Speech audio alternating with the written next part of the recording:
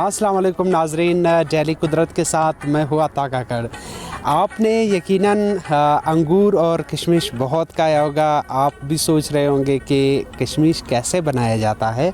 तो आज हम लोग आए हैं सरानान कैंप की तरफ, जो कि पशीन में है, जहाँ पे अंगूर को बाग से लाया जाता है और बाग से लाने के बाद उसको यहाँ पे प्रोसेस किया जाता है, किशमिश में तब्दील किया जाता है। ये कैसे किया जाता है और इसका तरीक़ाकार क्या है, ये आज हम आपको बताएंगे, आज हम आपको दिखाएंगे इस वीडियो में, इस रिपोर्ट में।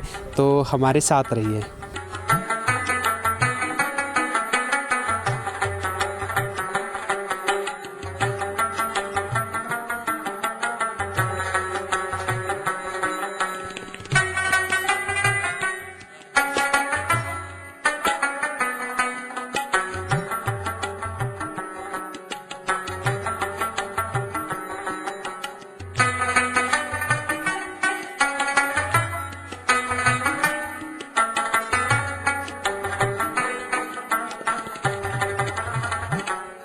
ये पहले अंगूर यहाँ पे लाएगा बाग से, फिर ये साबुत दाना निकलता है। इसके बाद फिर ये अलग यहाँ पे रखता है, जो यहाँ पे पड़ा हुआ है, कैमरामैन देख सकते हैं। इसके बाद फिर वहाँ में तेज़ाब में ये पकाता है, फिर मैदान पे ये अलग अलग रखते हैं, सूख जाते हैं।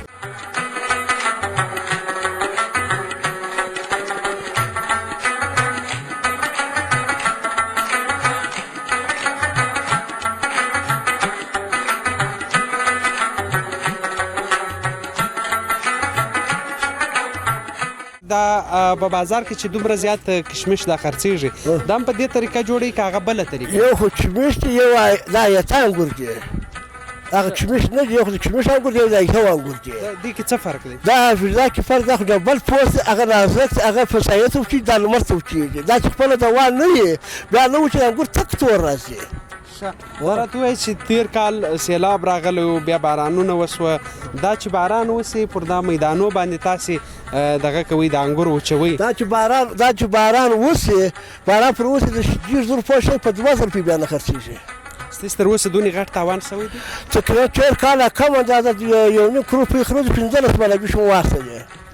بیا موږ وویل ځان سره پروا نه کې، الله پاک رسولی دا تاوان چې غږ په زور یو واش کې څو ځله مدار کې، دا د الله پاک د رب دی.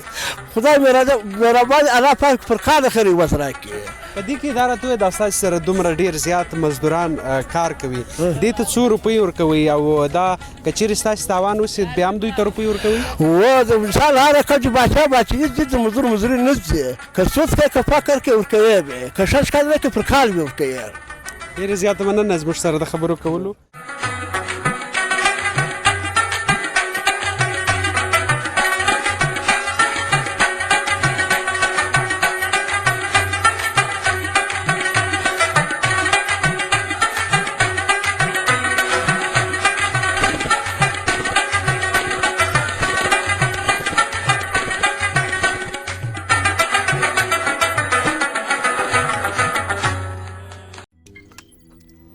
रोज़नामा कुदरत की वीडियो देखने के लिए अभी YouTube चैनल पर सब्सक्राइब करें और बेल आइकन पर भी क्लिक करें।